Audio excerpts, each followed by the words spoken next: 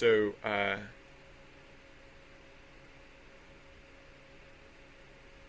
this whole pev text thing, I think this we only do if cur live. Because if I'm using the conclude event button to terminate an event that... Hmm.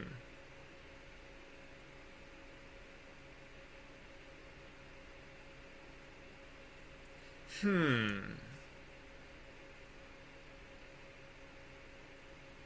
Yeah, this I only care about if, so if cur dot live, not love, if cur dot live, then we'll care about the pivot texting. This is just so that, oops, again, I tend to hold down shift when I mean to hold down, or I tend to hold down tab when I mean to hold down shift, if I'm about to tab something. Um, this is just a, okay, so I set it up recently that, at the end of an event, I can add in like custom text if I want it. And I don't want custom text. Like the only I didn't put that in for when I was like manually ending an event. I put that in for when I was like, you know, authoring the end of an event, like when I was administering an event through the special control panel. So right, that's not. So maybe I could just change the order of these things. Wait, is event on ever equal to 1 for archery? I think it must be. Event on, well, let's double check. Like with archery, yeah, I think archery event on goes to 1, or maybe it goes directly to 2. I think it either never goes to 2 or it jumps directly to 2 and skips 1 entirely. But so what is this? Init event. Yeah, okay, we do set it to 1, regardless of whether we're doing archery or whatever. Okay. So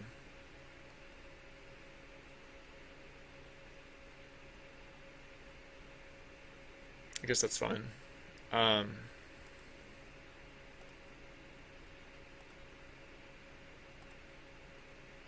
Yeah. Whatever. There's probably not like a correct way to like, or there's probably not like one particularly superior way to like sort these cases. So I'll just yeah, no, actually there is. There's a really straightforward one. I'll just leave it how it is basically. And then I will add in the sorry, where is the create event?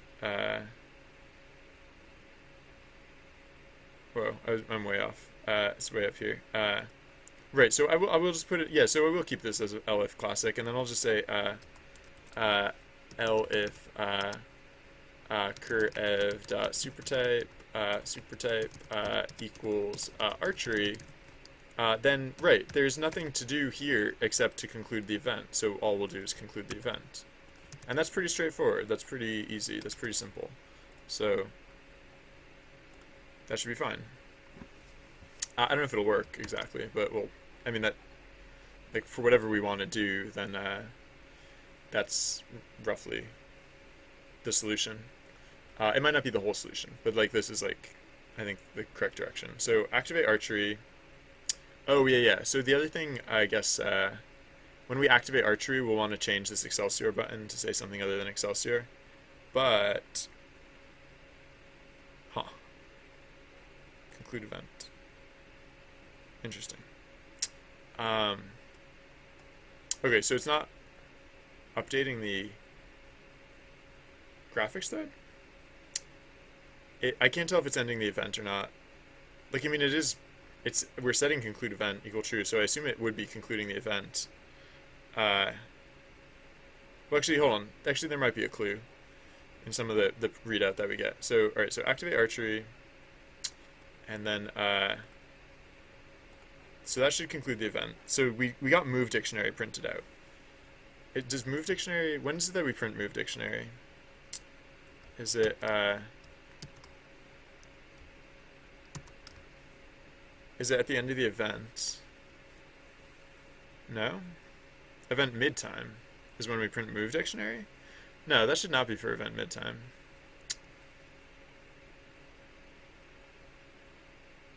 Why would it have called event midtime? That would imply that it had evaluated down the path where that would imply that in order for it to have called midtime, it would have, yeah, it would have evaluated on this path, which means that, oh, type, wait, type equals classic? What the heck is type? Oh. Oh, no, no, no. No, no, no, no. Type, no, that's dumb. It's not type, it's cur_ev type, and we probably need to access cur_ev. Are we? Not type cur_ev, cur_ev. Okay, so we are referencing cur_ev here. Okay, so you're right. Okay, no, I'm just an idiot person. So else if cur_ev dot type. Yeah. Okay. Let's try that. All right, so activate archery, and then if we call Excelsior, it should now conclude. That should be concluding the event. That should conclude the event. And it did switch to create event, which I guess is good. But yeah, again, it's still not updating the graphics thread, so we'll need to do that. Here, if I activate away mode, I wonder if it'll set up a regular event.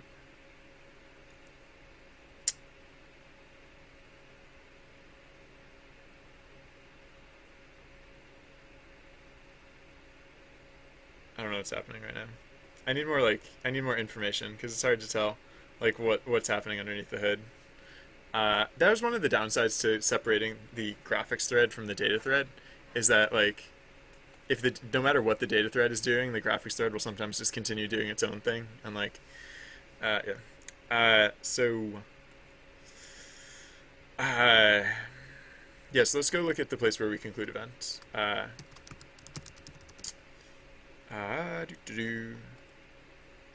So if conclude event, say queue event concluded, we wouldn't really see that. Well, here I'm just gonna put a big ol' print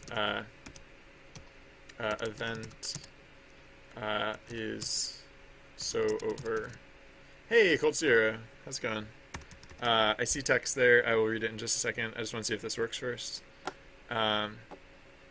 So activate archery, and then Excelsior should conclude event. Event is over. Okay. So it does seem to be concluding the event. It doesn't let the graphics thread know that the event is over. And so, yeah, okay. Bit of a silly question maybe, but have you ever used nested array accesses? I recently saw some C++ code that is actually generated by a program parsing a script and converting it to C++, and I was actually having a hard time reading parts of the C++ file, especially when it started seeing... Oh, yeah. Oh, yeah. Oh, I do that a lot. I do that a lot. Like, I have some, like, dirty, gross arrays. Like, I have, like, stuff that looks like, well, there's one that I just put in recently. It was, AR round. Like, so for example, archery aim flag, index archery aim wins, index AR rounds, and then this is a separate indexing that happens subsequent. So like, yeah, it's because I use like index lists, like I index other indexes, and I use like multidimensional lists, and yeah, so I do crazy stuff like that. That's not to say that I should necessarily. I don't know necessarily whether I should, per se. I just know that I do. So that's all I can really tell you for sure. So let's do what then? We can what were we doing? Now I'm thinking about arrays and stuff. No, we were doing the conclude event thing. Right, so when we conclude the event, we just have to let the graphics thread know. How are we not already doing that? How are we... I mean, like, when we conclude other events, like, don't we let the graphics thread know about that?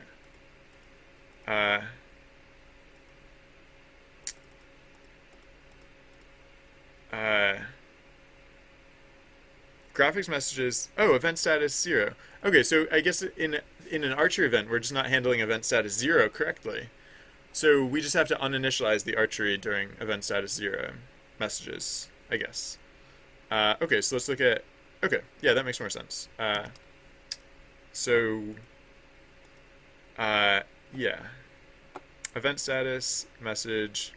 If okay. We are saying g event on equals ng message index 0. So it is getting, hey, John Stott, how's it going? So it is getting set. So yeah, so it is getting, it is disabling the event status. But it just, the archery tableau just keeps going for some reason.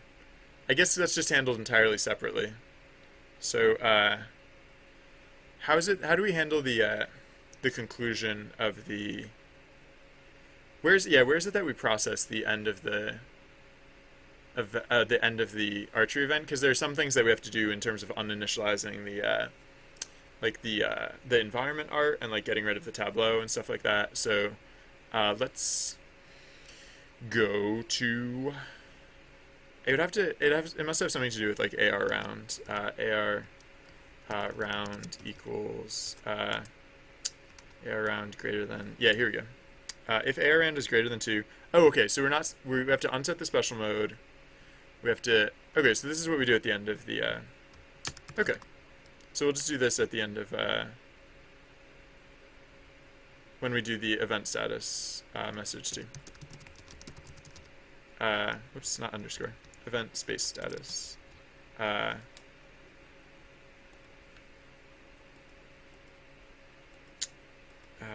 am I going? Event status, event status, event status. Where am I? Why are so many things highlighted? There's like a million things highlighted on my sidebar, and it's confusing me. Alright, so I'll just say if special mode not equal the empty string, then we'll say special mode equals the empty string, and then we'll reset the environment break and the adventure breaks. Yeah, I think that should work. Is there something that, no, yeah, because everything else should get reinitialized correctly the next time we start archery. Yeah. Yeah. Okay. So, yeah, let's save that. And try that. Give it a whirl. You've got your password after setting it multiple times. Well, welcome back, John Snott. It's nice to have you back. Okay, so activate archery. So now when I hit Excelsior to deactivate the event, there we go. It will deactivate the archery. Okay. Because like it had been fully deactivating the event before. It just like, it left the graphics on screen, so it seemed like there was still an event going. So, yeah. This is good. Much better. Chat, we had like a swell of like chat. You know how chat is kind of like, it's like up and down. Like sometimes it'll go like, there'll be like tons of chat, and then it'll slow down, and there'll be tons of chat and tons of chat, and then it'll slow down. We're in one of the slow downs. So let's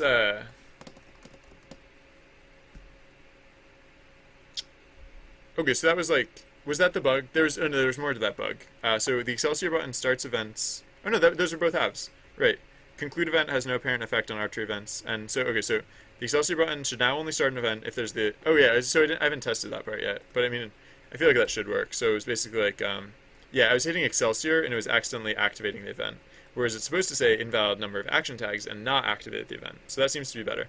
Oh, I should, when I start an archery event, I should set the Excelsior button to say conclude event. Yeah. So conclude. Yeah. So kind of like we do here. let's go up to where we create the event, and because usually when we create an event, we set the when we create a classic event, we set the uh,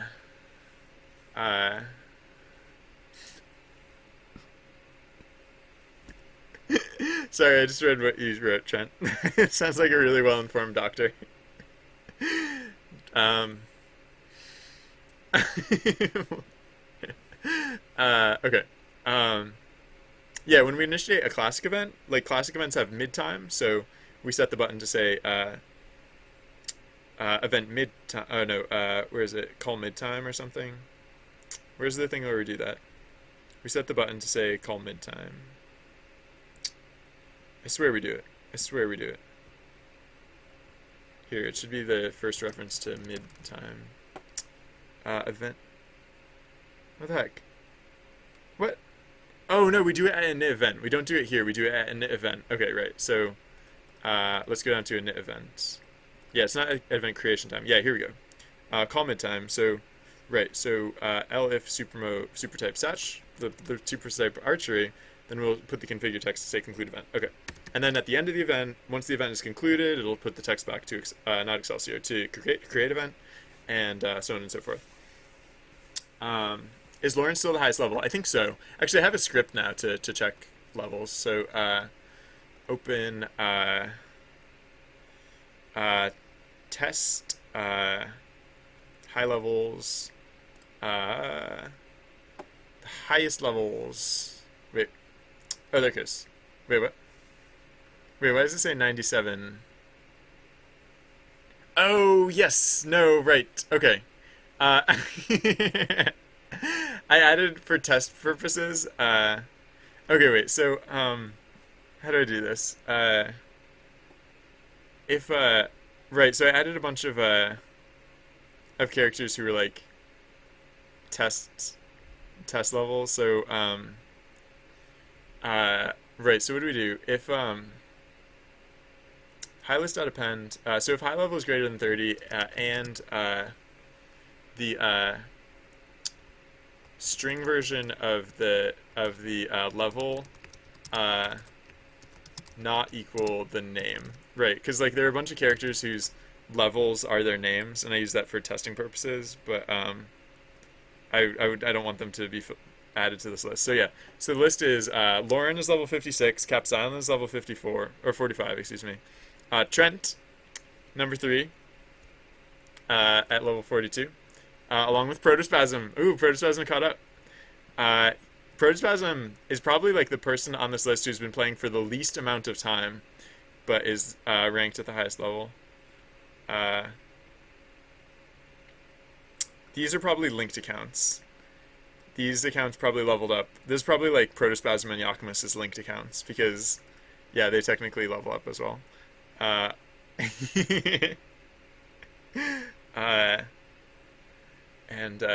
Trusty Bard is level 41. Trusty Bard plays this game way too much, though. Honestly, like, he might want to get a life. No, I'm just kidding. I'm just kidding, Trusty Bard. You're great. You're great. You're my favorite.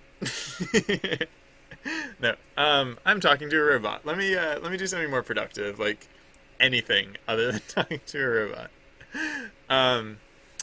Yeah, what's the next thing I want to do? Okay, so this is like good now. Yeah. And okay, so I could actually make archery events, right? Because like archery is like in the game now, except that right. I want to add a few, not super many, but maybe not one for like every environment, but for like at least some of the environments in the game, I want to like sprinkle archery events about. So let's so what is an archery event? I mean, I know what an archery event is, but like what do I want to do with an archery event? Like where do I want an archery event to occur? Let's have an archery event in the forest. The forest seems like a lovely place for an archery event, right? So what is the goal? Like why are you stuff and whatnot? That is very true, Trent Sterling. Someday talking to a robot will be the most productive thing you can do. No, that's yeah. I yeah. So for I think that like I interpret that just as a commentary on how we interface with technology, because like right now we like use our stupid little like meat fingers and we like hammer on these like keyboards in order to communicate. But what if what if I didn't have to do that? What if I could just like instead of like well so like you know how like when I'm streaming I'll like say out loud what I'm doing as I'm doing it. What if the typing was the unnecessary part? What if instead I could just be like so okay so you know and just dictate what happens to side quests like and then you know and then the project or yeah no I think that's valid. I think that is quite insightful in fact. So yeah. Okay. So the way the way the outcomes work with archery events is that the zero outcome, this one here, and I like I don't know how the outcomes are gonna like the outcomes are like a little weird. I still have to tune them because I don't know what we're gonna get for outcomes for archery events. It could be that we like almost always get like one of. It could be that like okay. So the way the scoring works is that each player gets scored individually, and then the outcome is based on the overall average score of all players. So if the overall average score is especially high, then you know you get a more positive outcome. If the overall average score is lower, then you don't as much get a positive outcome as much. I might want to weight that in some way because like I might want to make it so that like if like enough players like get a high enough score, like yeah, because like one thing to keep in mind is that like if there are like that so that outcome really is going to more so than like a reflection of like how well players did, it's probably going to be most often a reflection of how many new players there are, because like new players like are more likely to get it wrong, so therefore they're going to be like the ones dragging down the average. Hypothetically, I mean they might, I don't know, actually that's not necessarily true, because if I can get the inputs like intuitive enough, then like new players would have a fair shot. I just don't want it to be like too punishing, and I don't want it to be like, because like if it turns out that like there's like an average outcome, like there's like if it turns out that the average outcome of an archery event is like consistent, like if it always comes out to be 35, like not literally, but like if like 99% of the time the average is like right in this like this stripe of like statistical like probability or whatever, then like you know then there's like basically no point in having the outcomes. But that thing that I don't know what like I don't know how players will score on average. I mean a lot of that has to do with like how difficult I'm making the event, and I actually don't know how difficult the event will be now. I mean a lot of that will become clear once it's like in circulation and I can start tuning those numbers a bit. But yeah, let's um, let's I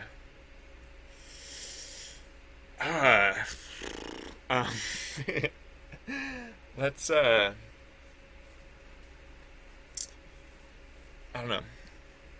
How many events and decisions are affected by your characters in side quest? So literally every event has at least 3 outcomes, and for every event the outcome is always dictated by player action. Oh, whoops, never mind. I was going to say for literally every event, the outcome is affected by player action. That's not far from the truth. There's the event type 0. Event type 0 is the least common event type. Here, actually, we can look this up. We can get numbers, hard data. Open up, what is it? Event type counts. If we run this script, this will count up how many of each event type we have. No. Oh, wait, does this go? Yeah, no, this does. Okay, this does event types. So right now, there are 5 event type 0. There are 8 event type 1. There's 17 event type 2, 9 event type 3. So wait, hold on. I shouldn't be using these numbers as much.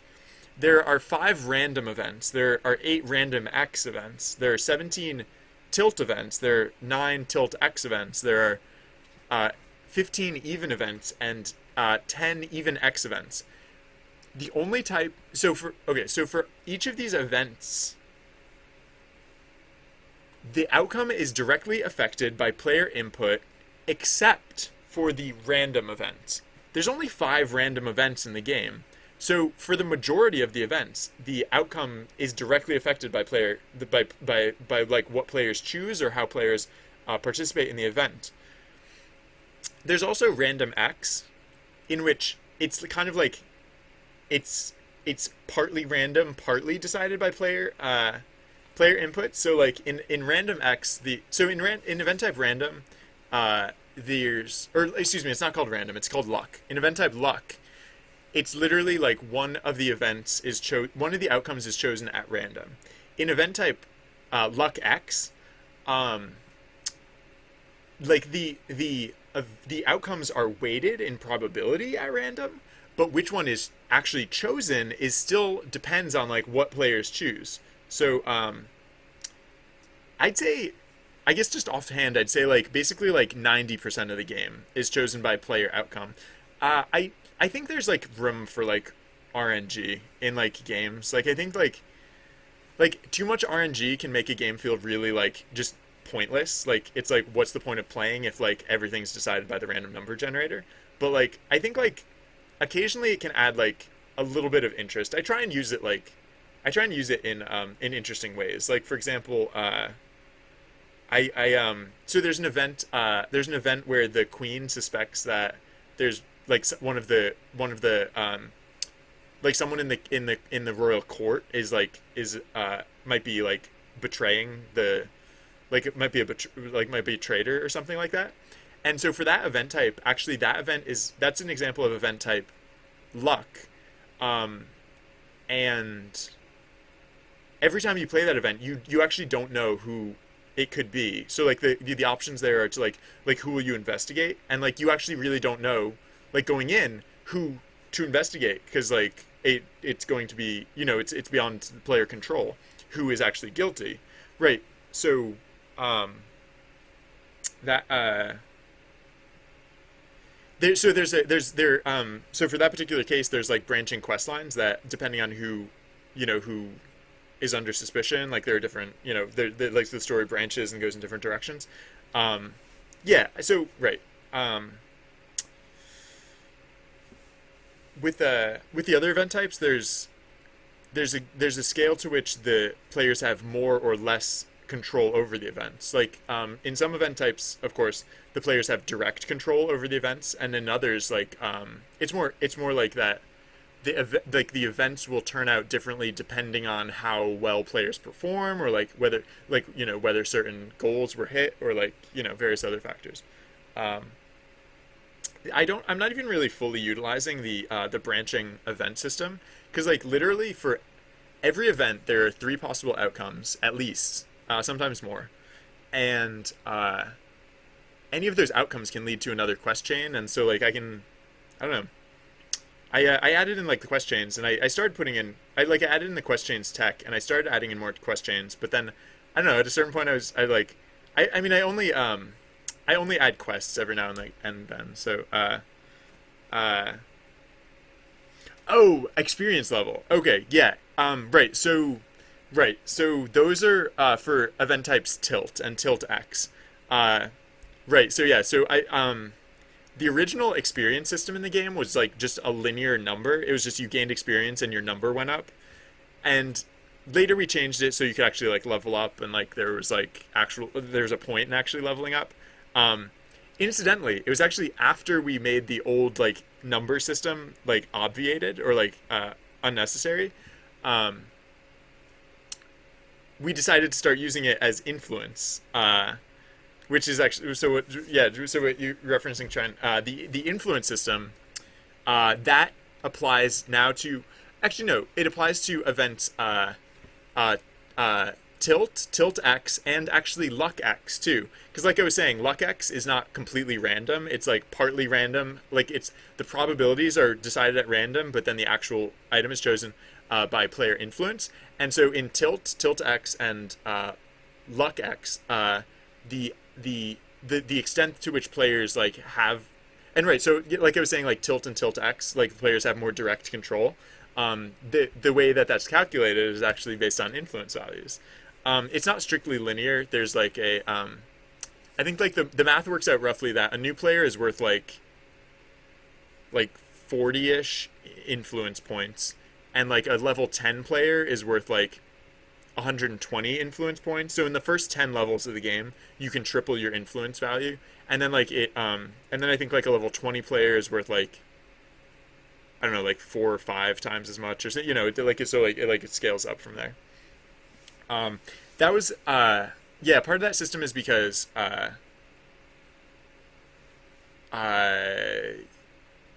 don't know. It's basically like a reward system. It's like to represent that your character is getting more powerful and more influential as you level up. So, yeah.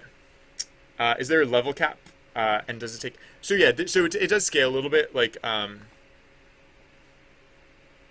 does it scale? Well, it's not. I forget. Actually, we can look at that math. I haven't looked at that recently. I do want to make at least one archery event before I end for the day. So I'll have to keep that in the back of my mind. I shouldn't get too distracted, but we can get a little distracted. It's good to get distracted sometimes, because like I was like in that mode where I was like pulling myself forwards. Like I didn't feel like a motivation to go forwards. I felt like I was like dragging myself forward. So usually when that happens, I let myself think about other things and like answer questions and stuff. So yeah, so we have this big old chart. We have a lot of big old charts. So we have sheet. I should really number my sheets or name my sheets instead of just numbering them. Sheet 1. This is the leveling system. So like this is the one that indicates like based on like, so like if you're at level 72, you have 4,308 experience points, and you gained 92 experience points from the previous level in order to reach level 72.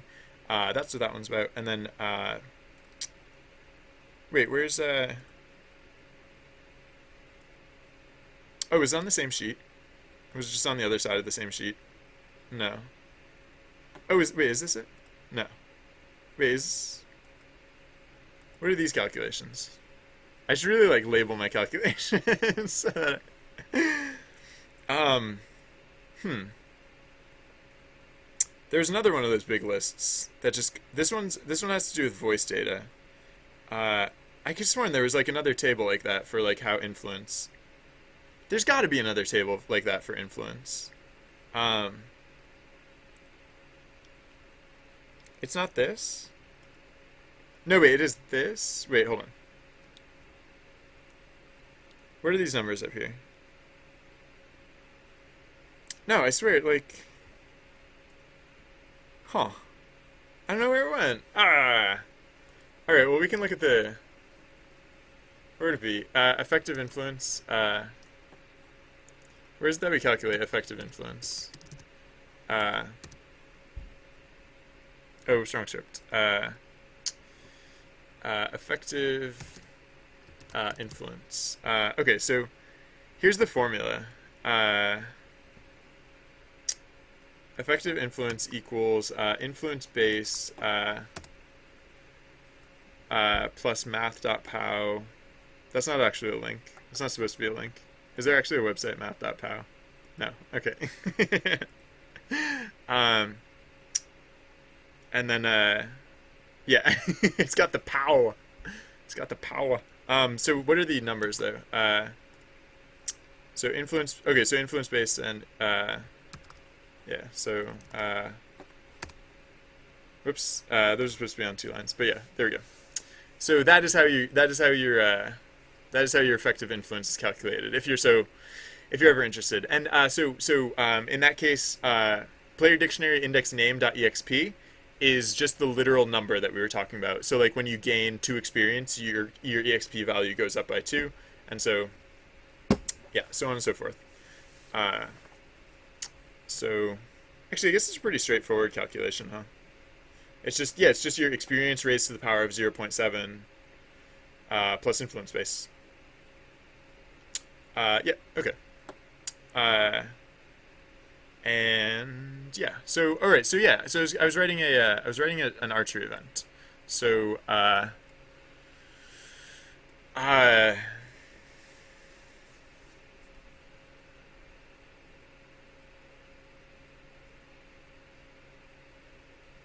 I one of the things I talked about when I was like working on archery is that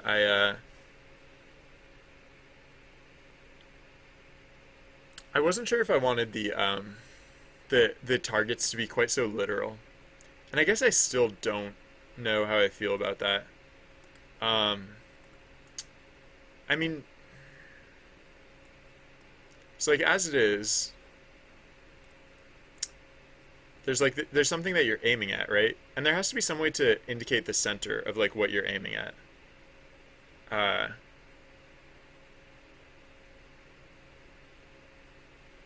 hmm. There's I mean there's a target. Maybe as soon as I said that, I realized like I guess actually that's not technically true. I mean I could just have it like hypothetically I could have archery work differently. I could have archery instead of having it just like a target and just like uh that you're aiming at like a target. Archery on the boat still looks so super stupid. You shoot through the doorway, and I just don't care. I just really don't care about that. Archery on a boat is stupid. I just won't make archery events on the boat. Which isn't to say that archery events.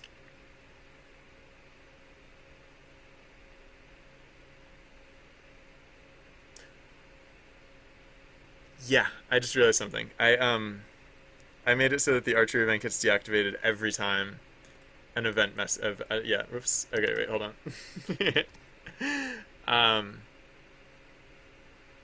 Event status. Whoops. Okay. I made it so that every time special mode is on. Right. This is only supposed to be if not G event on. Uh or rather if G event on equals 0. And right, only if G event on equals 0 are we supposed to reset this stuff. I was like, wait, where did the event go? Oh, thank you, Trent. um, I uh, so yeah, so the thing that I just realized is like it doesn't have to be like a target. It could be like anything. I guess like, huh. I mean, it's good that there's this target here because I think that's like, well, yeah, no, it'll probably say the target. It just occurred to me like, whoa, what was up with the stupid graphic hitches? I don't know what that's about. I don't appreciate it either. But no, it's just occurring to me like, instead of just having a target, there could be like anything there. Like there could be like multiple things, right? Like an apple on someone's head, and like it doesn't necessarily just have to be like you're aiming for the center. It could just be that there are like multiple things there, and like where you aim, like maybe like it's not necessarily that the center is like maybe it's just like maybe it's not the question of like do you hit the center or not. Maybe the question is like what do you hit, and like so you could there could just be like multiple things lined up, and like um so like so like in some scenarios it could be like precarious hypothetically. I don't know if I'm going to do this because like the thing that one of the tough things like one of the things that I haven't really tackled for this game, like I could but I haven't yet, is like a library of like flexible content, like basically like little puppets or whatever, so that like it's something that I've always like thought of because it would be really nice, but like right now most events like in most like features in this game have like a fixed system. Like they like the so for example this archery has the target. I mean hypothetically I could so that like whenever you play archery there are different things, like there are different targets, and like um the reason I tend not to do that, or the reason I haven't done that yet is because in order to get like something really like remarkable or like something really flexible, like well so the idea of something a system like that would be to add flexibility and to add like variety in like what these events could represent. The In order to like get a really good broad flexibility, I would want to add like a lot of stuff. And I guess I could like maybe I should add that to backlog as like something that I should start at some point. But like yes, like typically my approach has been to go instead with something that would work in a more broader context. Um, I guess like in terms of like writing story for like an archery event though, it's occurring to me that like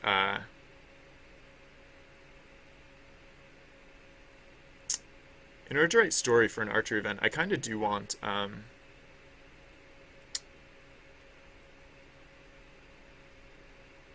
I kind of do want a what uh a different like metaphor rather than just like the target. I like a I don't know. Whoa, why does the event keep ending prematurely? Oh, right. No, the event really does end very prematurely. Uh, and usually like the graphics just continue to run. So maybe I need to set that up differently. Sorry, yeah. The reason we didn't see the final result screen of that final round is because the event technically ends before we see the results. Uh, and typically the results just continue to play anyways. But because we set that thing in where like if the event is terminated prematurely, the graphics disappear. Yeah, I guess I have to handle that separately, some or like in some other manner. Um,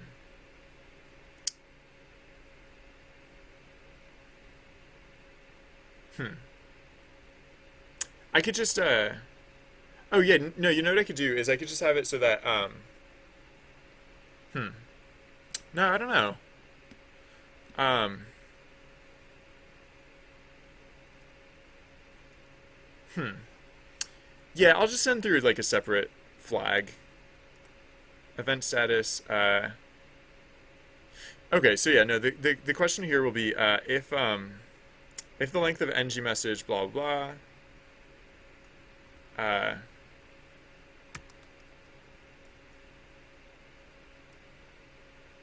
Okay, so actually, yeah, let's move this down here, and this will be we'll make this an elif. So we'll just say doo, doo, doo. So if g event on equals 0, if actually no, yeah, so if g event on equals 0, if special mode not equals blank and and the length of ng mess. Actually, no. I'll just do it this way, like the way I've been doing it. Yeah. Uh. Oh no no no. Wait. How do I want to do this? Uh.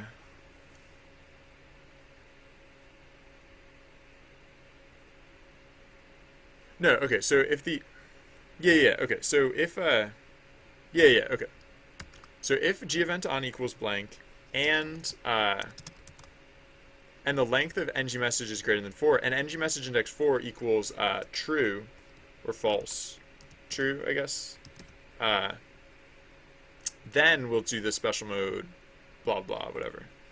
So we won't even bother checking the special mode. We'll just like, so this will basically be our kill command. We'll just have it so that, that when we set event status, we can either set event status and have the event end immediately, or we can set event status and just let it run its like full duration.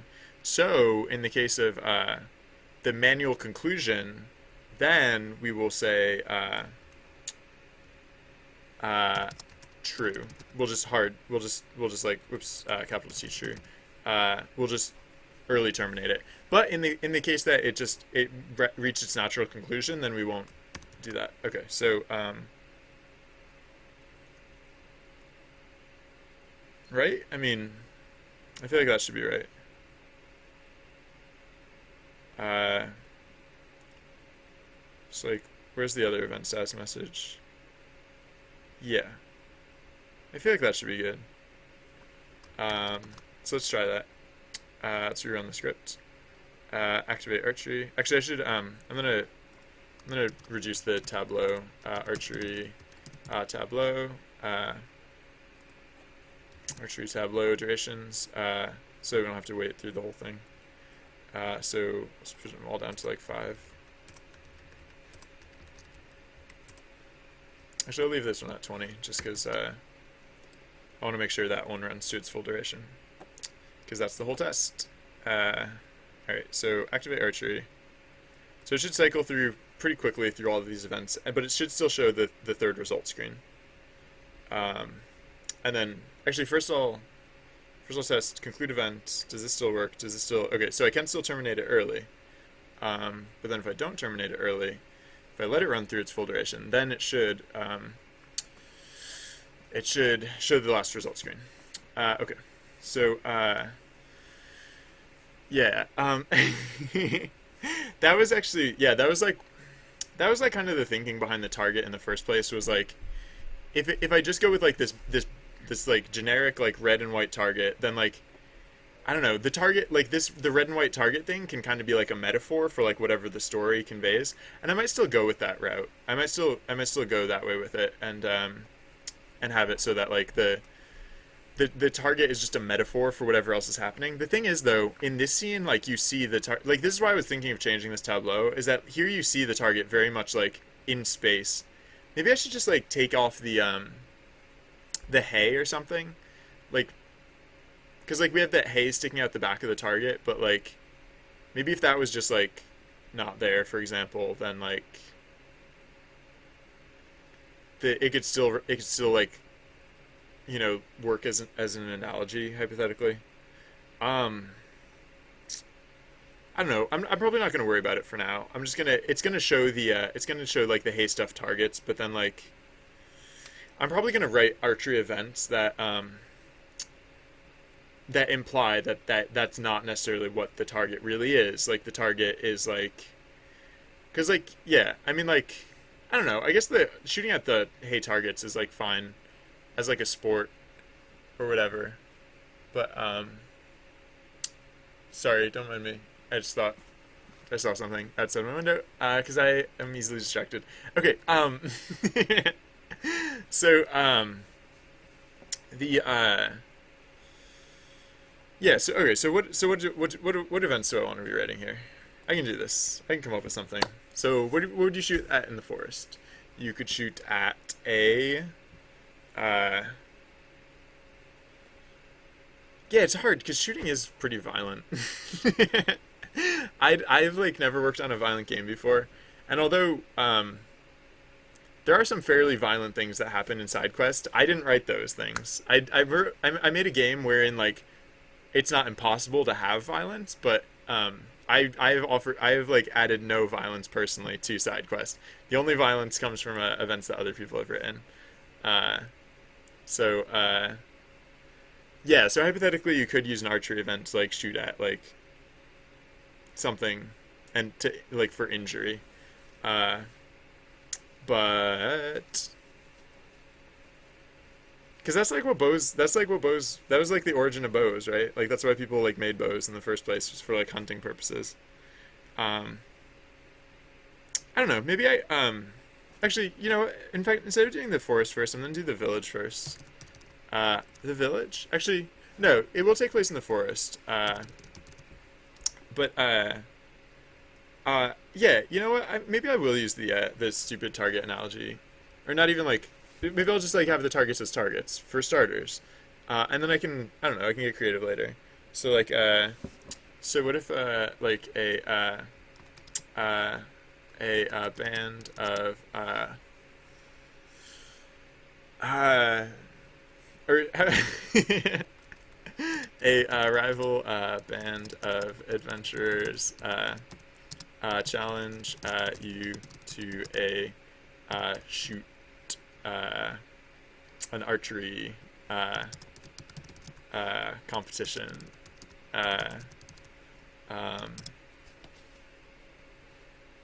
They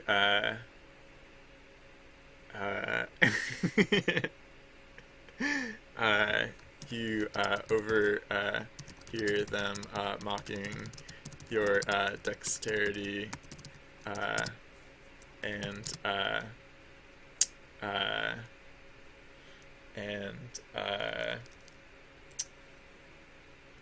speaking generally ill of your aim. uh, I don't know. So what's the poor outcome?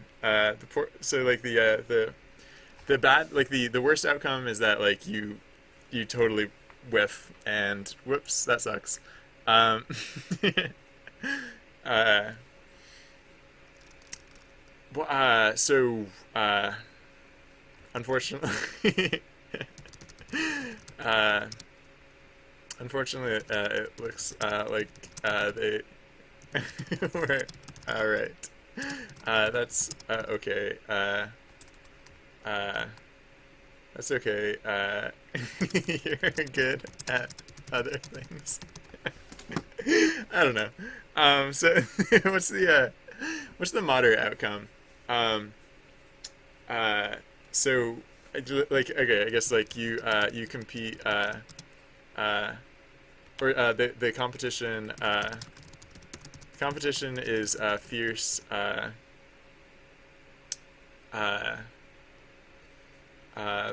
Both sides deliver uh, a respectable volley of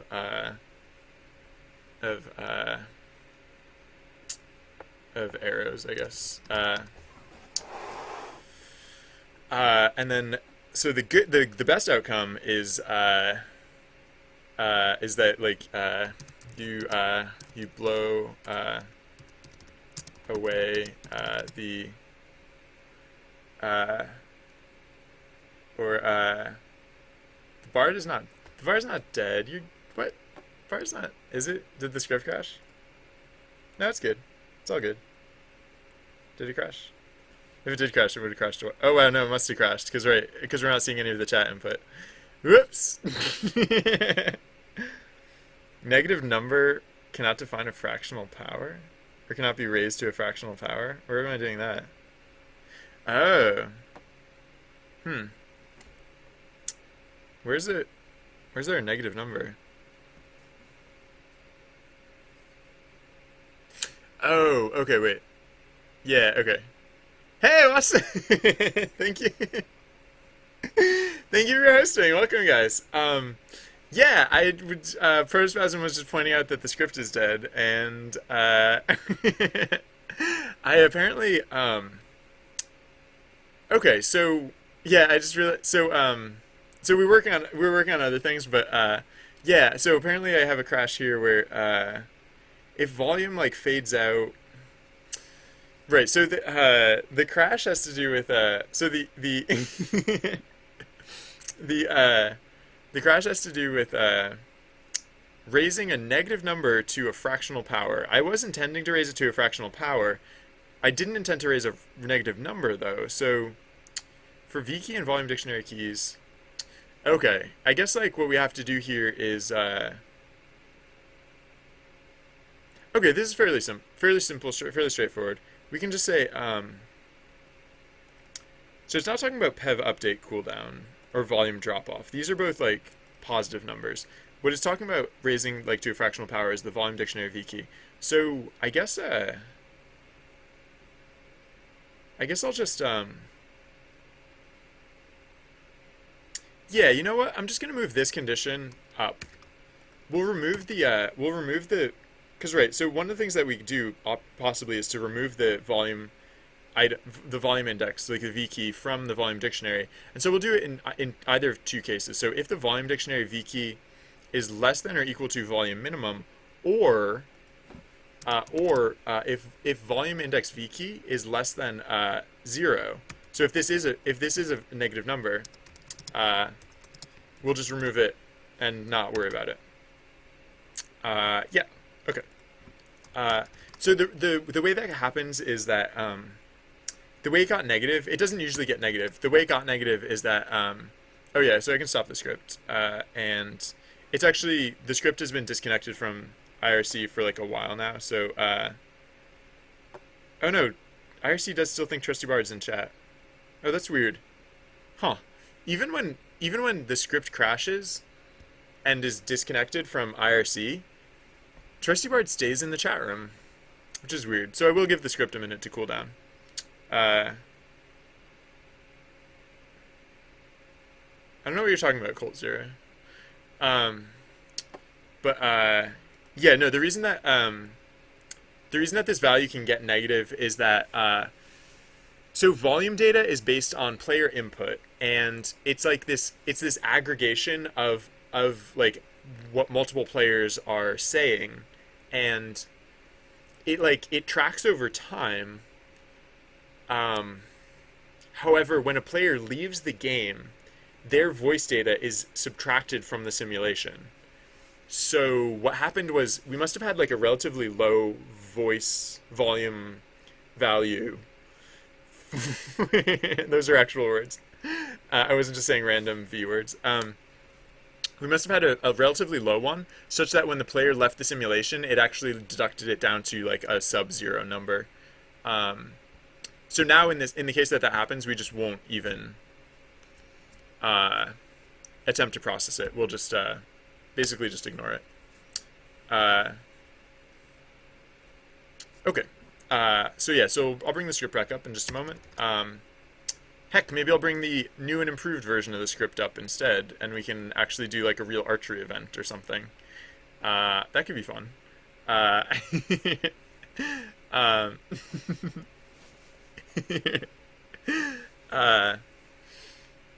yeah,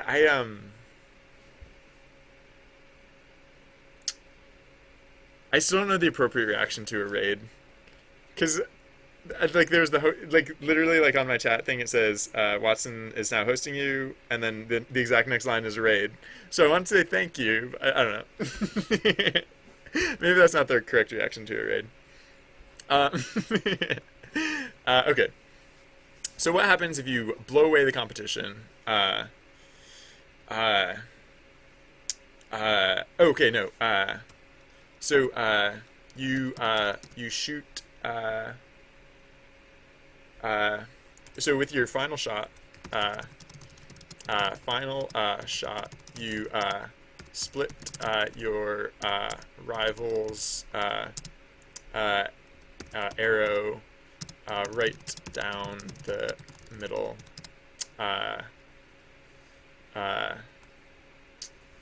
You collect your winnings. Oh, as yeah, you collect your winnings as the losers, not losers, collect their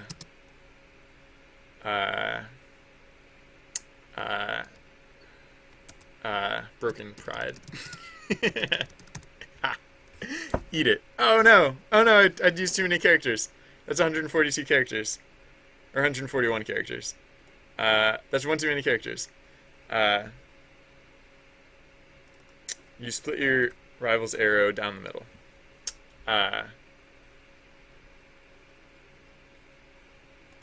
Okay. Yay! Look, we have it. We have an archery event. This will just be a one-off. This will just be just like archery contest, I guess. Sure. Pretty simple, pretty straightforward.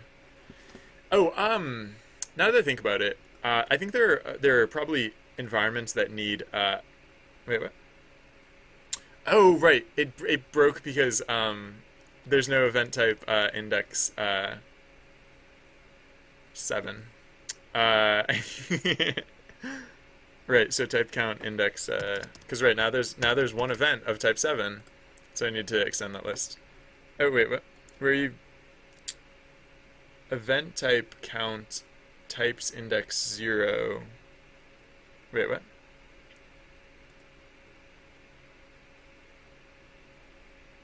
Types index 0. Event type count. List index is out of range?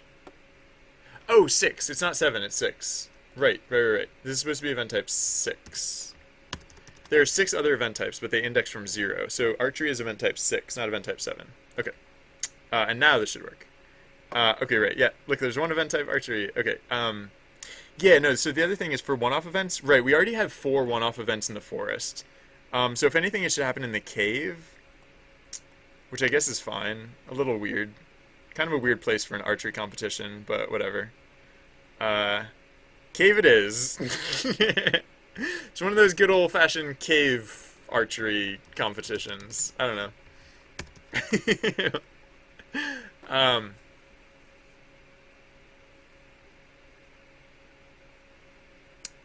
okay, wait. So maybe, uh,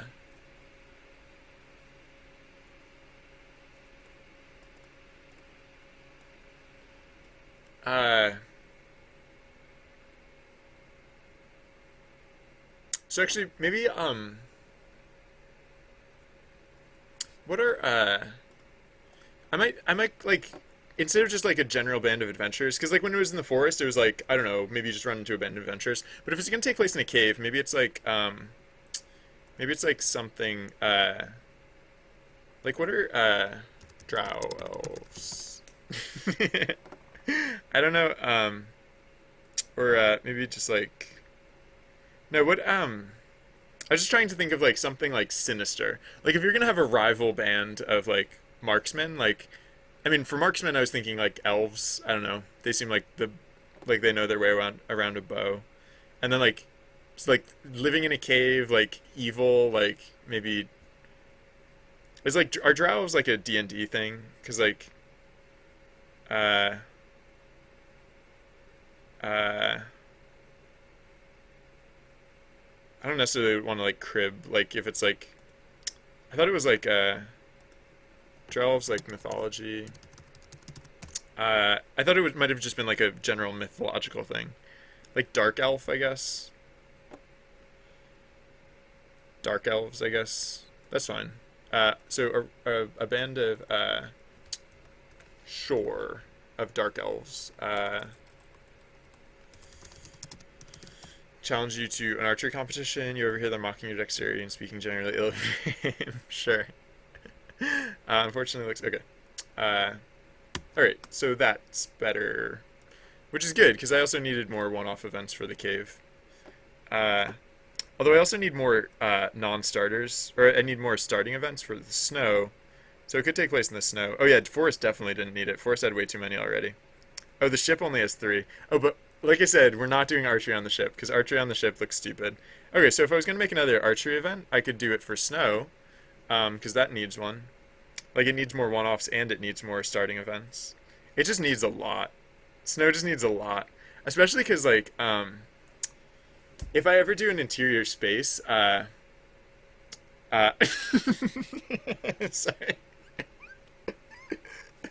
Oh, protospasm. uh, if you fire an arrow into a cave, you'll likely incur minor injuries. Minor, M-I-N-E-R. That is. I.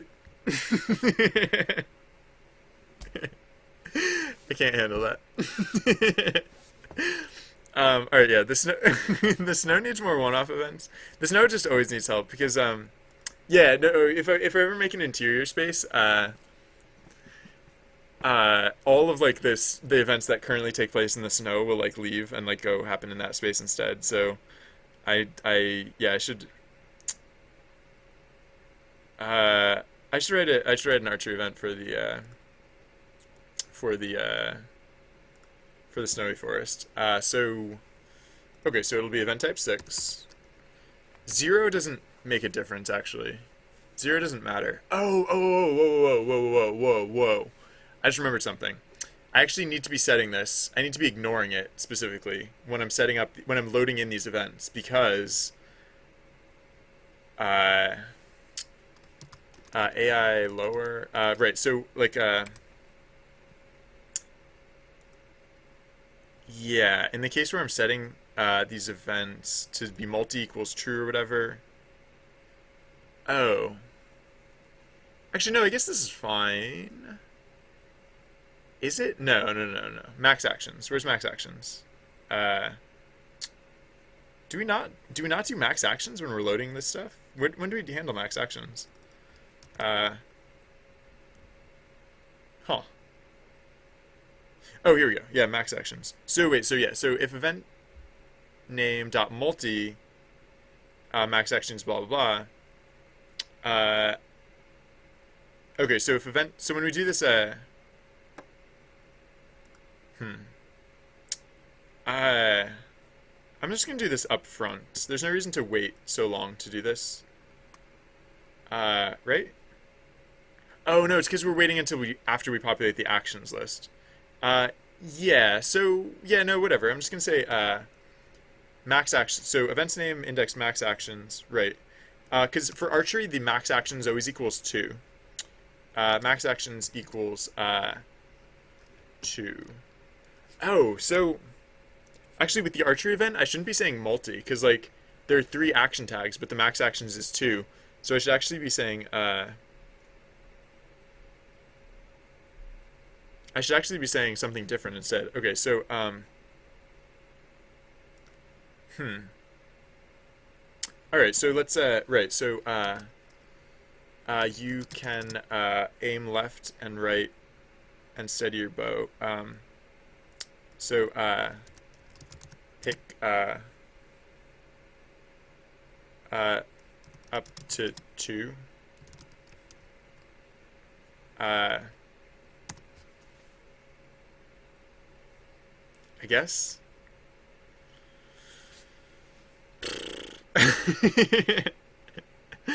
I don't know.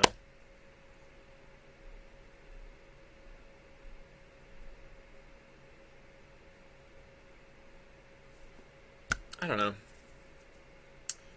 I I guess that'll be clearer to me once I if I ever do the if I ever actually make it so that the I switch multi to max actions. Like I'm on the fence about that mostly because I'm on the fence about that mostly because I still haven't figured out how to let the chat GM control the number of max actions. I mean, it might be really simple. It might be something really simple that I just haven't thought of yet, but I don't know. I guess like right now, yeah, Trello's great. Uh, right now it's like I'm in this weird like half state, especially now with like the advent of archery or like with the introduction of archery, where the number of max actions actually differs from the number of available actions. Um, and yet you can still choose multiple actions. Like, man, I'm kind of like forcing my own hands. So I should like, all right, maybe I should figure this out now. What, or did I finish? Well, yeah, no, okay, so I did finish implementing this, so it should work now, although it's a little like muddy in between. Um, yeah, how is it that the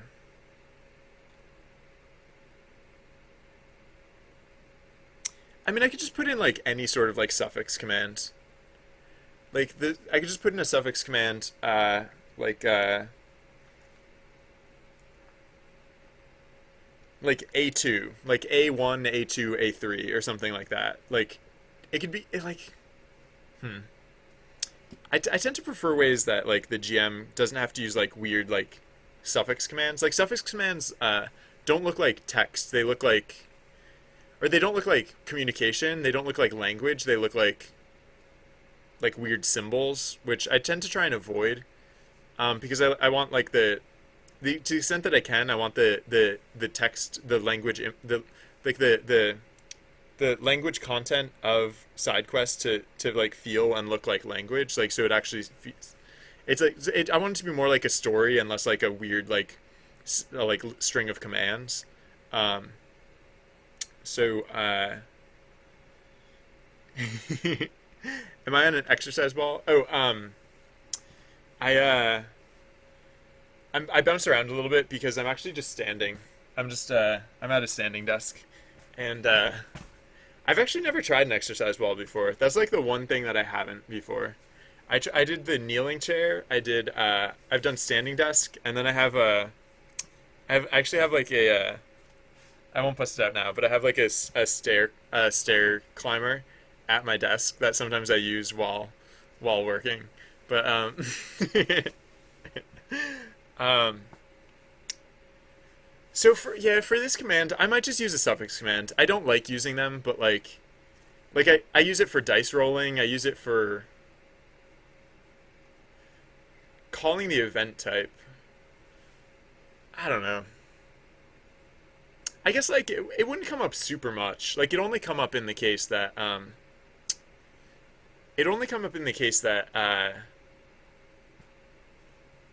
the player that a chat GM actually is trying to institute a multi event. Um, I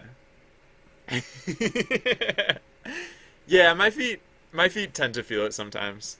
I used to work in retail though, so like if you work in retail, you spend all day on your feet anyways, so I kind of got used to it from that. And actually part of the reason I bounce around a lot is so that my feet don't get too tired. I don't know, for some reason like if you stand still, like your feet get worn out a lot faster than if you like move around. So um ah all right, so I'm going to use a suffix command. Suffix commands are like, right, so like, so if like the text, like goes you know, uh, like, whoa, blah, blah, blah, pretend this is like actual words and stuff. I probably should have used actual words. A suffix command is basically like at the end of the sentence, you can just use square braces and like say like, I don't know, like A2 or like A2, right? Uh, I want to come up with a better command than this, but actually, now that I think about it, should I be using square braces for these things? I mean, I'm using square braces for these things, uh, and it was just occurring to me like I should actually be using, I should like be actually like to the extent that I can trying to find characters or like trying to make the uh, the text input uh, good for mobile devices. Just like it doesn't have to be like optimized for mobile devices, but like okay, yeah, just for example, to get this to the square braces on my mobile device, I pull up the keyboard, I hit the numbers thing to switch over to the numbers view, and then I have to hit this symbols thing to switch over. And so in order to type something with using those square braces, I guess I really shouldn't use those square braces because like yeah, I have to hit like so I have to type a thing, I have to hit number symbol open square brace, and then I have to hit letters to go back to the letters keyboard. I have to type more, and then I have to hit number symbol again to get back to the square brace. So like that's an example of a thing that I don't specifically like. So maybe I should change the suffix commands to use parentheses instead of square braces. I mean that's like one thing that would help, I guess, kind of a little bit maybe. Uh, so I think I might do that real quick. Um, so yeah, so let's go to suffix. Yeah, right. So if the last word let's say if the last word starts with open parentheses and ends with closed parentheses, then then we'll interpret that as the suffix command. Um, are there other places that we deal with this stuff that we'll have to change, or I mean that might be the only place that we actually parse these suffix commands. Uh, yeah, actually this is okay. This is good because this is like I want to be getting rid of the multi tag also because like part of the reason I used the square braces was so that when Trusty Bard said it, when Trusty Bard said multi, it didn't look like part of what Trusty Bard was saying as text. It like actually looked like something different. So yeah, that's good. I have to update the how to lead side quest doc real quick because the suffix commands actually come up a lot in so like for example here this will be uh, parentheses, and then this will be parentheses, do do do, and then do do do. Oh yeah, so let's just look for all references to open square braces. Yeah, right. So multi. Yeah, well, so this part will probably change, but I'll just leave it like that for now. All right, more references to multi. Uh, uh,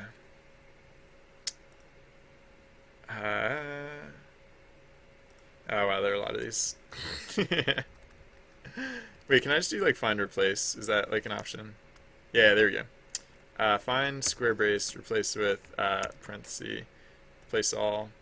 Find close square brace, replace with close parenthesis, replace all. There we go. That's better. Hopefully I wasn't using square braces anywhere else.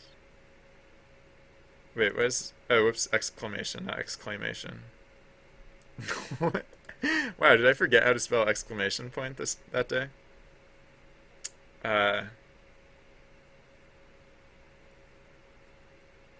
Rabble-rouse is a word. You're not a word. Luck-X. Okay, that Luck-X is not a word, but alright. So yeah, so that should be better. Uh, oh, technically I guess I should update the how to submit, or the submit an event form. Yeah. Thank you. Yeah, I like, you know what annoys me like more than a lot of things? Well, I won't give the visual demonstration, but one thing that really annoys me is that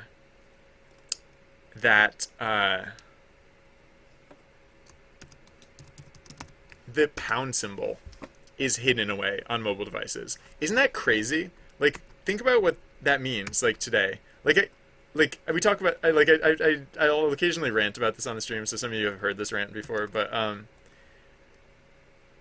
think of how frequently the pound symbol like gets used, like the hashtag symbol, like gets used today, and like think of how many times it's getting used on mobile devices specifically, and like it as far as I know, I'm just guessing basically, but like I'm assuming this is correct that the reason that like the mobile devices have the pound symbol so far hidden away is that that's how they've always been and they never got updated.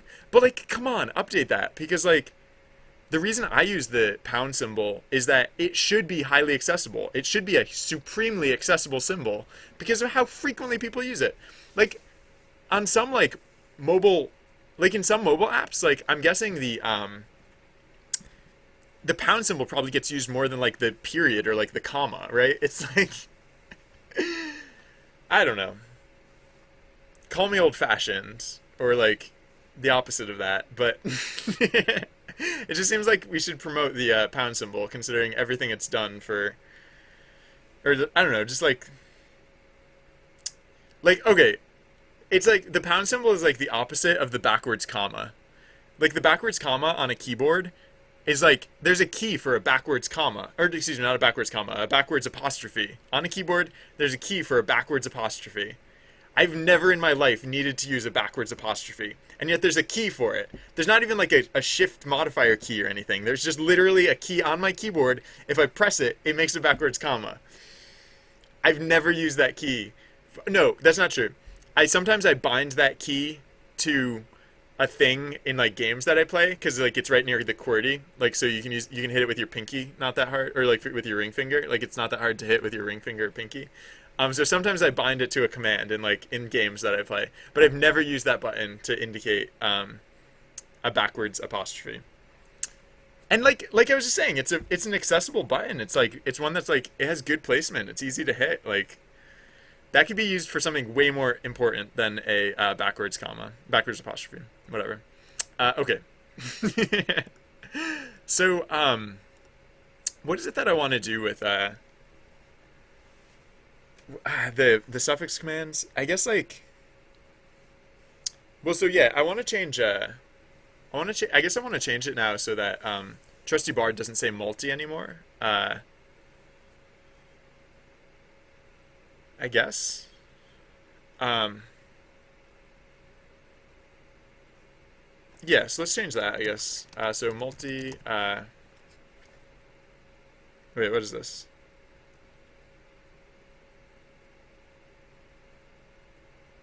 Oh, oh, okay. Wait, so there are more. Oh, wow. Okay, I didn't realize that, but there are more references to the square braces. I mean, I wish I could just like search for square braces, but um. Oh, frick. There are going to be way more references to square braces, aren't there? Wait, what is this about? Fact character? Where are these? Where are the? Oh no no, that's just square braces used for regex. Yeah, I use square braces. Like I index so many things. I use like so many lists and like dictionaries that like I can't just like search this document for square braces. So if there are other references to square braces in there that I haven't found yet, whoops, no, not that. Control F. Uh, okay, well like here for example. Oh no, this is right. This is the regex stuff. All right, so well actually let's just make sure that the references to quotation mark square braces are references to regex. All right, that's regex or regular expression. Regular expression, reg, re, I'm just abbreviating it further. Er, mm, no, those are all regular expression. Okay. Uh, yeah, okay. So maybe, I don't know. Maybe I got all the square braces? Probably not, though. Anyways, what was it? So multi,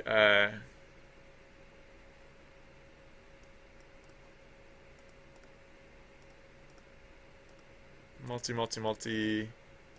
I mean, like, once I'm done with this, I can get rid of multi. Oh. Although for tkinter, I'll need to replace multi with like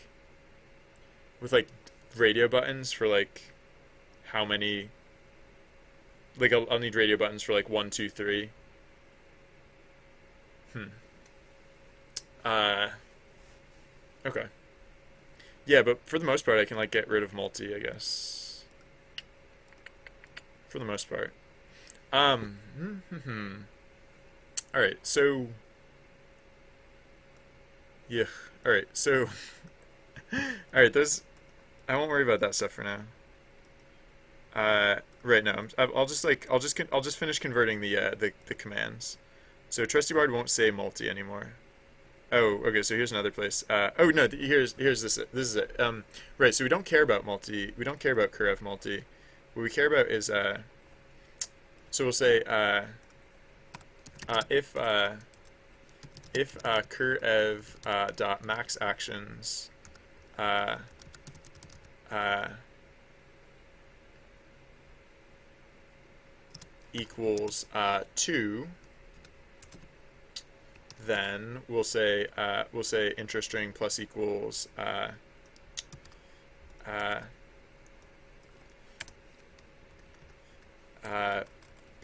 plus equals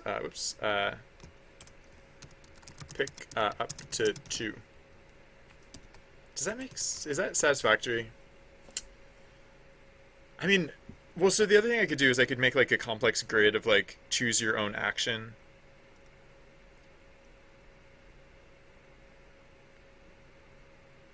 Because like it's a little awkward when there's like adlib and multi, or like adlib and max actions are higher than 1, because like choose your own action, pick up to 2. I don't know. I'll assume this is fine actually. Right, and so we'll just say else if curt of max actions equals 3, then we'll say pick up to 3. I don't know. That should be fine, I guess. I don't know.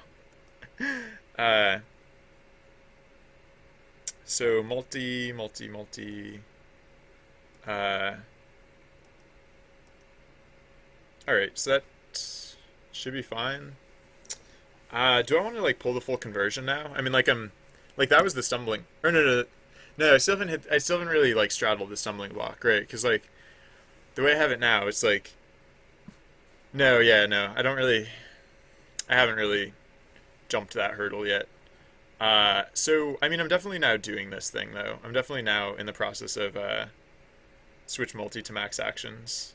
Oh, I can say archery is like done now, right? I mean, basically. I'll probably want to test it, but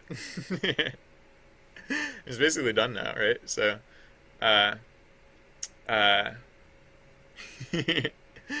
uh, so guest author archery events.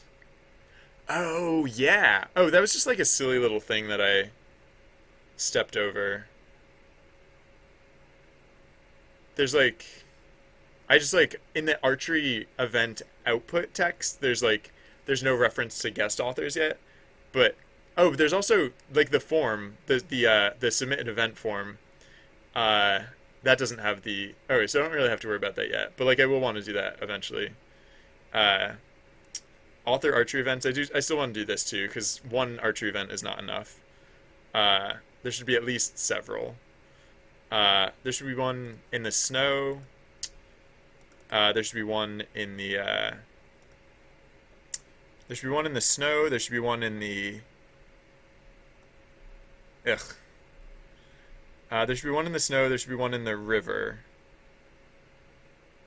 Or no, the snow is the one that needs it the most. There should be at least one in the snow. Uh, so let's do that. So author archery events, snow. I might still get to that in just a minute. I don't know how long it's going to take me to switch max action, multi to max actions. So yeah, so what, I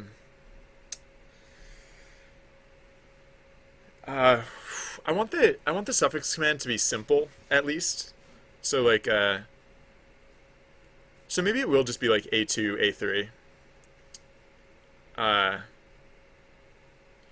And then, yeah, so if like multi is handled differently, oh, right. So am I cutting suffix commands off of, okay. All right. So in the case of a suffix command for the purpose of setting the max actions, I'll want to trim the suffix command off of the event text, like the stuff that shows up on screen. I'll want to cut the suffix command out, and I'll want to put in the thing about like choose up or like pick up to 2 or pick up to 3.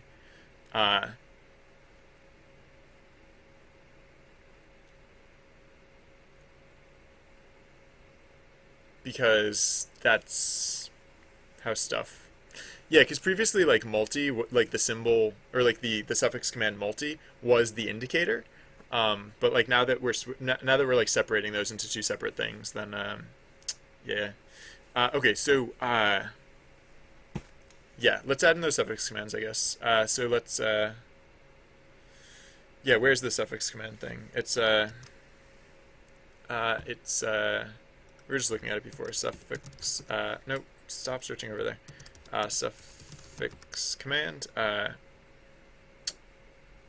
So right now we just check if suffix command in if event on equals 1 and suffix command in blah blah blah. Otherwise we just assume that it's a role. So we'll say else if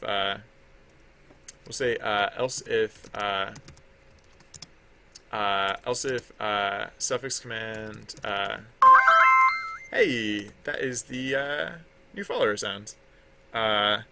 Segan, sorry for mispronouncing your name, but welcome to the channel and thank you very much for following. So the suffix command will say if suffix command equals A1 or no, A2. A1 we don't need to do anything with. A1 is like not multi. So we'll just say A2 and A3. If suffix command equals A2, then what do we even do with this? Oh, wait. No. We don't handle it here now that I think about it. We handle it in the hark section. Right, because this is where we used to handle the multi thing. Yeah, okay, right. Oh. Okay, so we don't even handle it as a suffix command. Oh, that's funny. So technically we handled multi as a roll, as like a dice roll, which is funny. But okay, anyways, we'll say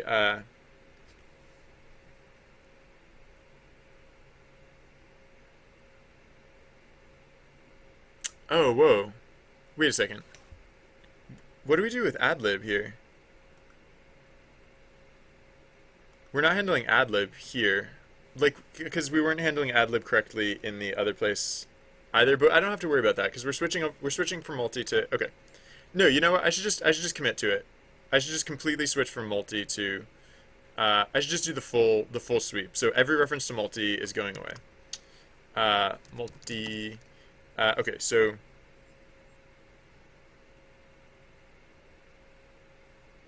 I can actually keep this the same.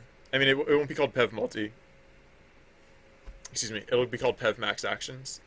But like a lot of the structure I can keep the same. So pev max actions. If pev max actions dot get or so we'll say pev max actions or we'll say max act equals pev max actions dot get, just so we don't have to keep getting it again and again. So we'll say if max actions if max act is greater than 1, we'll say so we don't have to care about multi. Like multi is not a thing anymore. It's just going away. So we don't have to care about adlib anymore either. Oh, we kind of do. Yeah. We'll say so we'll say if adlib, then we'll say new ev max actions equals max act. And then else we'll say wait a second. No, can we just oh, you know what? I should support multi as like a legacy command. So like multi will still work the way it used to. And then the A1 and A or the A2 and A3 thing will be like new commands, I guess. I don't know, just in case anyone strongly preferred the old way. Because either way, Trusty Bard will basically take care of the conveying of that information instead. Okay, so so do I have to care about? I guess like hypothetically, like if the number of max actions is higher than the number of actions, that's not necessarily a bad thing per se. Is that weird? Is there something that would like go weird if I tried to do that? Not really. You just never fill up your roster of actions. Your max actions would never get hit. So I guess I can just say, yeah, no, if max actions is greater than 1, then actually I don't even have to do it like that. I can just directly say oh, participation list multi. Gurk. I don't know what I'm doing with participation list multi. Why do I even keep track of that? Like, why do I care if participation list multi?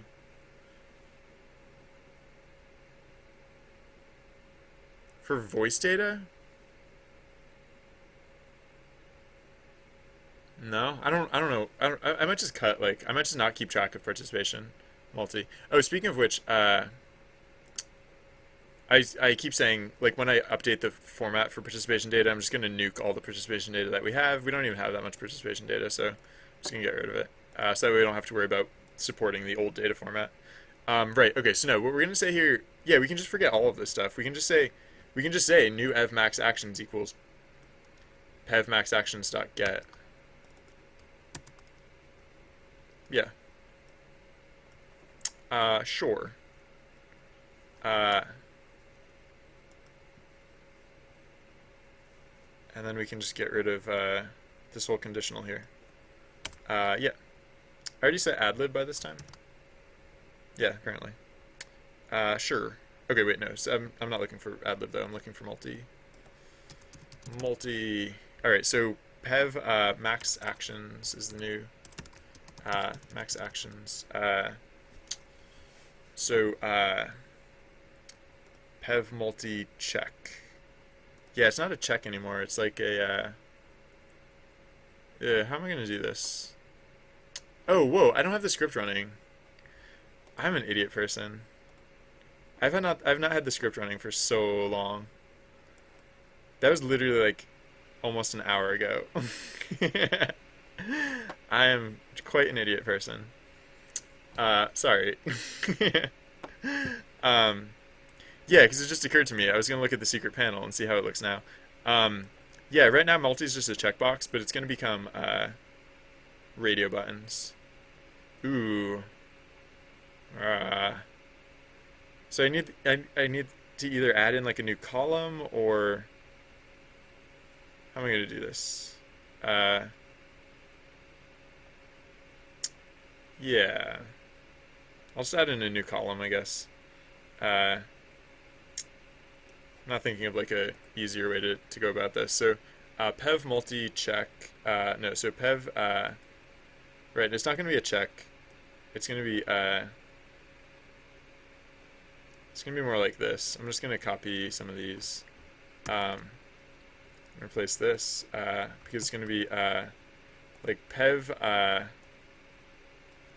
max actions 1, etc. etc. Pev max actions 1, and then it'll be like max actions 2, max actions 2, max actions 3, max actions 3, oops, max actions 3, and I know I'm not typing the numbers correctly, but here we go. 3, 2, 2. Okay. So what is this actually? This is row 7, and I think I'll put 1 on row 7 by itself because 2 and 3 are like multi, and so these 2 and 3 will go on row 8 because they're like 2 and 3 are more connected than 1 is. Like 1 is like it used to be like multi not multi, and so like 1 is like not multi, and like 2 or 3 are like the new whatever. So so the text here will be or the value will be 1. Oh no, the value will be the number 1, the number 2, and the number 3, and then the text will be A1, A2, and A3.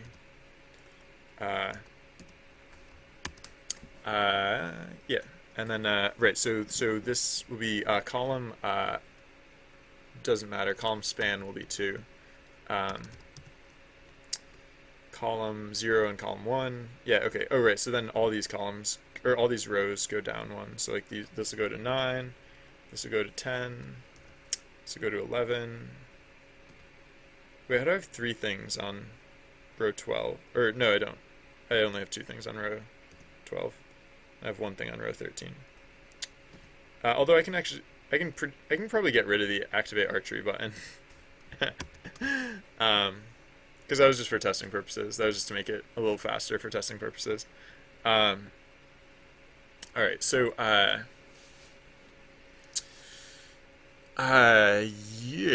let's do what then?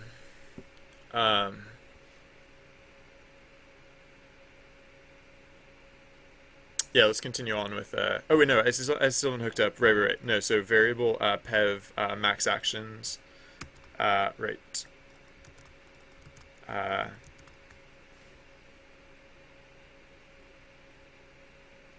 What was it? What do I do for? Oh, pev type set free. Yeah. Okay, so I'm gonna say pev max actions dot set. It'll default to 1. Yeah. And all right, so we're referencing max actions, values of 1, 2, or 3. Width is 5. I don't know. Sure, whatever.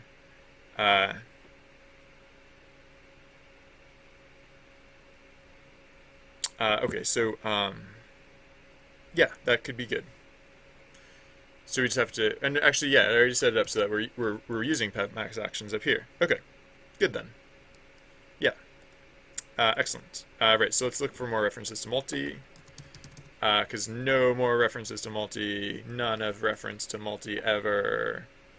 None of reference multi ever. Yeah, participation. I'm still not sure how participation was using multi or like why it was using multi. It's probably just like something dumb that we can skip or like, I don't know. Okay, so if detail index, oh, right. Yeah, so event text. I'll have to like run a script to like update all the event text, which shouldn't be that hard, except it'll be a little awkward, I guess. I guess, oh gosh, how am I gonna do this? Yeah, I should do the script like now-ish. Or actually, I don't have to update this event. No, ah, Gerg.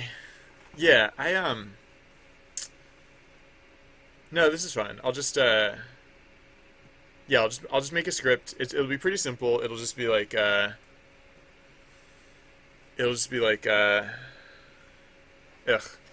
We have to open the file. We have to read in all the data. We have to look for this value. We have to change this value based on some of the other data that we read in.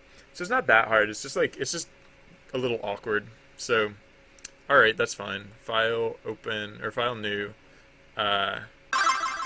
Python file test slash convert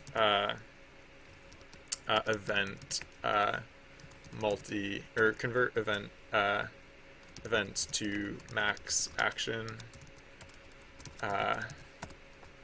Max action, I think, is going to be my wrestling name. No. I am thinking of changing my name, though. So I do need to come... Oh, I know the answer to this one. I won't spoil it, though.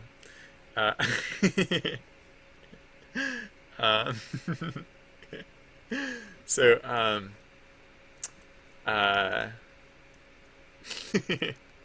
so what is it? Okay, so import OS.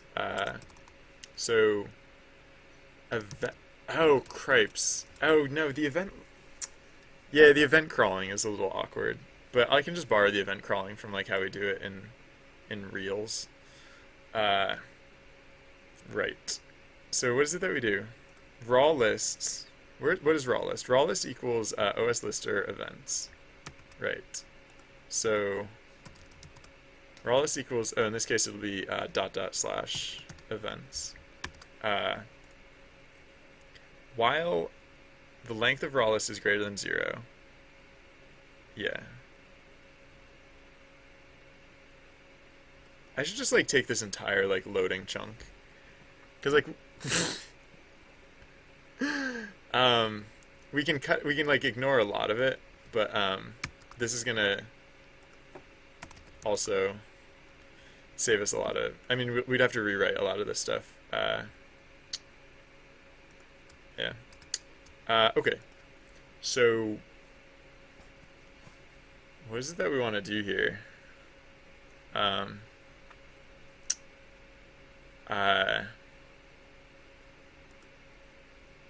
Okay, location, event. Okay, so we don't actually care about events. Or maybe we do. Yeah, whatever. I'll just populate the event dictionary. Events, events equals a dictionary. Oh, but I haven't defined the event class in here. So, no, I shouldn't go that dumb with it. I should be a little bit smarter. Right. So, I mean, the thing that we care about is this, right? If detail. So detail, where do we get detail? Detail equals lines 1. All right. So, yeah, let's just let's cut to the chase. Oh yeah, so we also need to import. Oh no. I was gonna say we have to import regex. But we don't actually, because we can just go based. No, we don't actually have to validate what the actions are.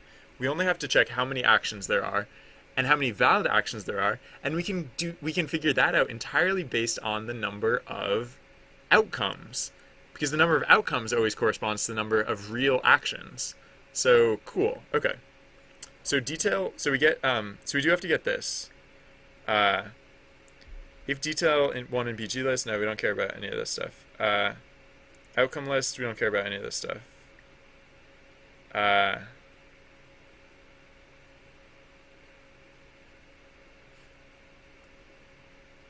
No, this is actually way simpler now that I think about it. Uh,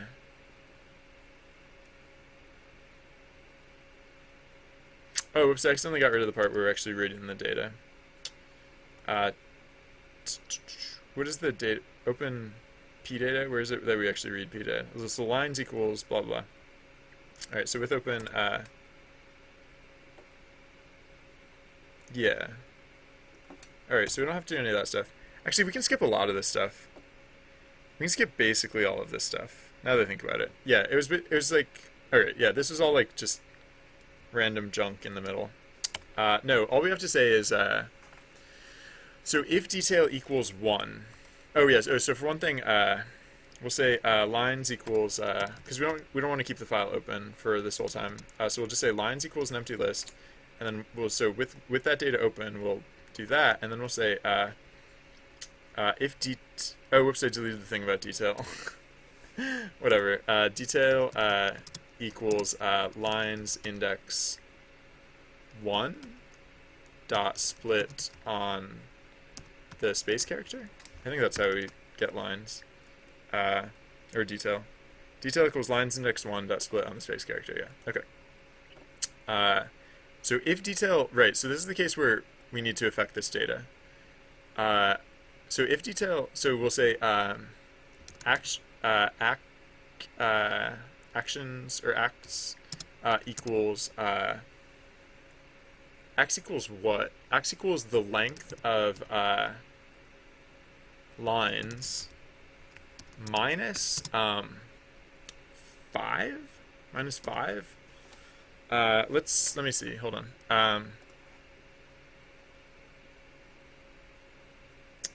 Event type details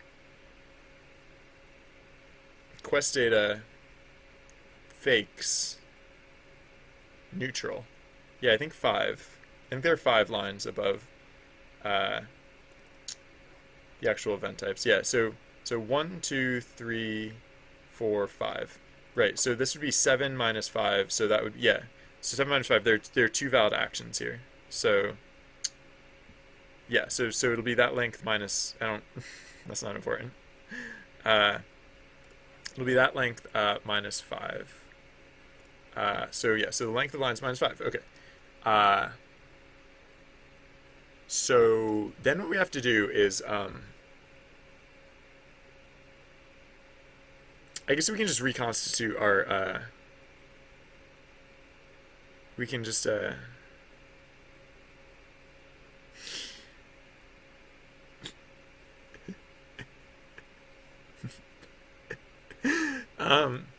sorry, I remembered I did berry jelly once, and I remember thinking to myself, it was horrifying, and I forget exactly what happened, but so the next time I tried it, I was like, oh, I'll do pecan instead. This will be much better. But yeah. Okay. So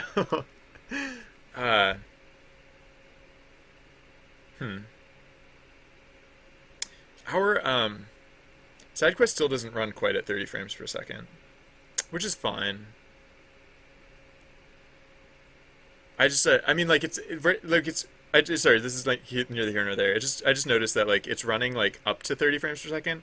It's like trying to get to 30 frames per second, but I think it's like so right, so we put in a mechanism where it literally can't hit 30 frames.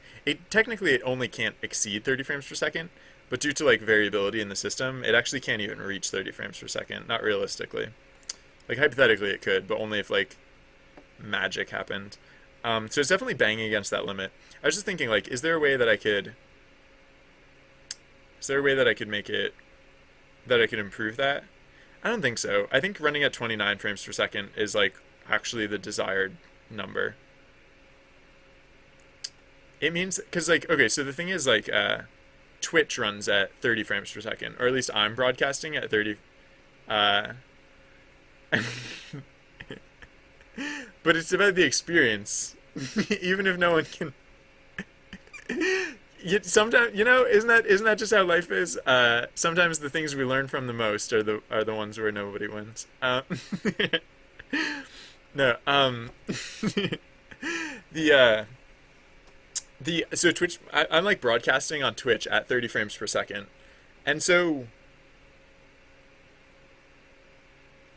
I think 29 frames per second is actually the best way to like get a consistent frame rate, because like any other way that I like tried to, well, no, I guess if I could get it literally to, I mean, literally running at 30 frames per second is the ideal thing. The thing is, like, I don't know, there's no way for the script to know when, like, which frames are actually getting broadcast to Twitch, right? So if we run at 29 frames per second, there's going to be one duplicate frame every second, I guess. Like one frame will be duplicate. The thing is, even if we could get it to run exactly at 30 frames per second, that doesn't necessarily eliminate the possibility of duplicate frames, because if unless I can like guarantee that, like, the game flips and then Twitch flips and then the game flips and then Twitch flips, if there's any variability there, Twitch could still flip twice before the game flips. So like there could still be duplicate frames, and then there could be dropped frames too. Assuming Twitch is taking frames at a regular interval, and when I say Twitch, I mean like OBS. Assuming OBS is taking frames at a regular interval, 29 frames per second actually is like, in some ways, like more consistent. I don't know. I can tweak that. Because like it does seem to be running consistently at 29.3 frames per second. It's either 29.3 frames per second, 29.35 frames per second, or 29.25 frames per second. It seems to be like basically always one of those values. But anyways, that's all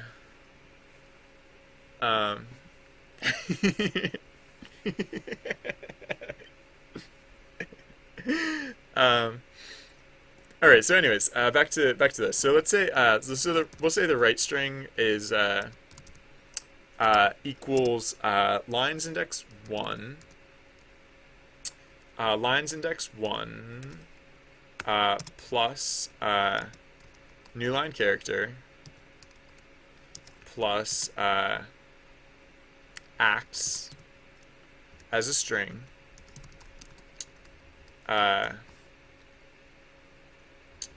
plus a space character plus lines, or excuse me, plus detail index 1 plus new line character. Oh shoot, the script has to work the first time. If the script doesn't work the first time, then this is gonna ruin everything. No, this is fine. No, this is good. This is fine. This is good. This is fine. This is fine. Good. Fine. Good. Fine. No, I won't ever make it. Right. So the way it is now, things that are events that are not multi, events for which you can only pick one action, the data is written as 0, indicating not multi. When I convert it over, I'll leave those as 0. So 0 actually means max actions equals 1. And I'm going to leave it that way because otherwise I would be changing those zeros into 1s. But right now, 1 means multi. 1 means true, as in yes, multi. So, yeah.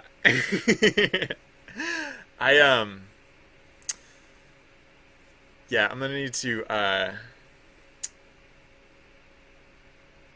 just leave it like that. It's not harmful. It's not bad. So like the possible values will be 0, 2, and 3.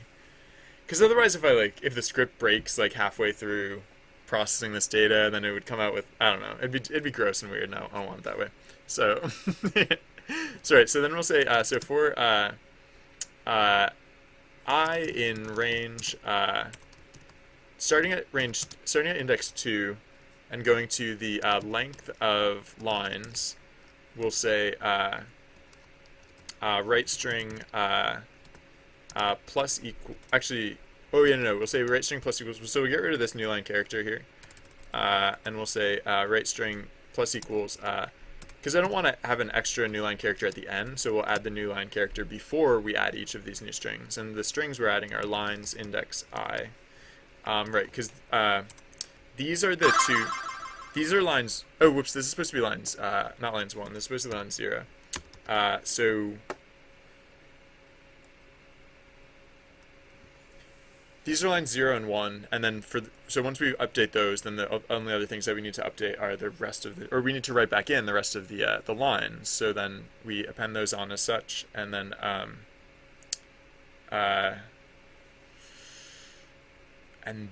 we can say with open fname as pdata.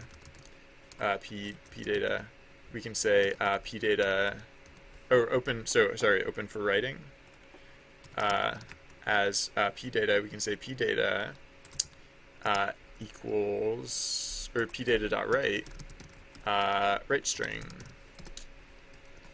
Yeah? Alright, so I'm going to back up our events data, just so, in case I accidentally ruin everything. So let's back this up here, copy here. Did it do it already? That was quick. Okay.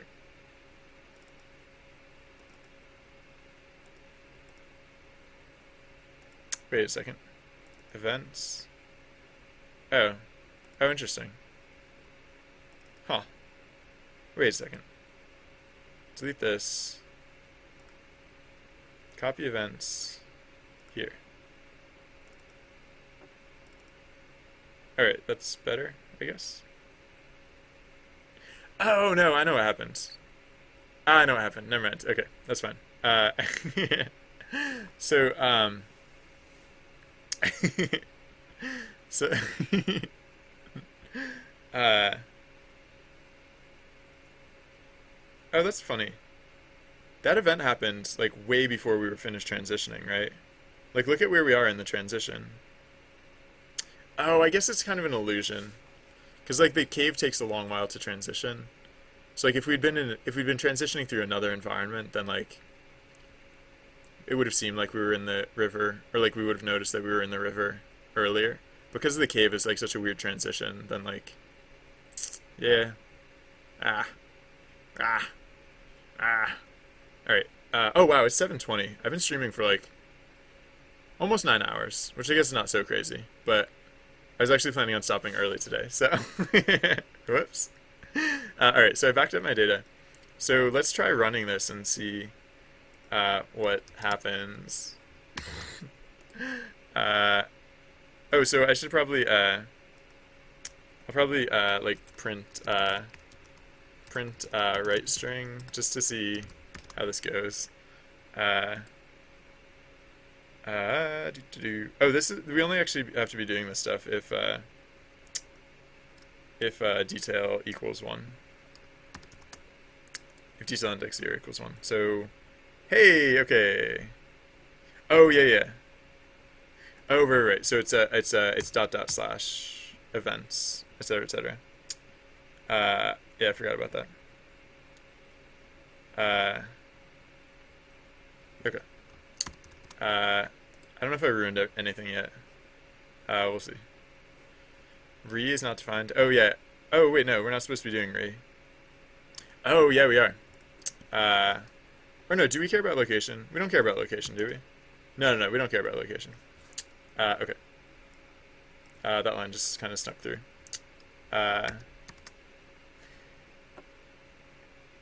It's not anything important. I just, wait, what? No such file or directory exists? Oh, yeah, again, it's .. Yeah, alright, we're getting there. Hey, look at that. Did that work? Looks like it worked. I mean, look at all that stuff. Look at all that stuff working, apparently. And as far as I can tell. So, like, hypothetically, if I run it again, it'll do nothing. It'll just list all the quests, because hypothetically we converted all of them. Yeah, look at that. Okay, so maybe it worked, actually. That'd be neat. Um, okay, so if that's true though, we've now converted all of our data to another format. Uh, so for